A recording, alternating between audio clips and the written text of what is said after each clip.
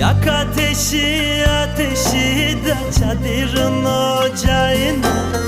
Yak ateşi ateşi de çadırın ocağına.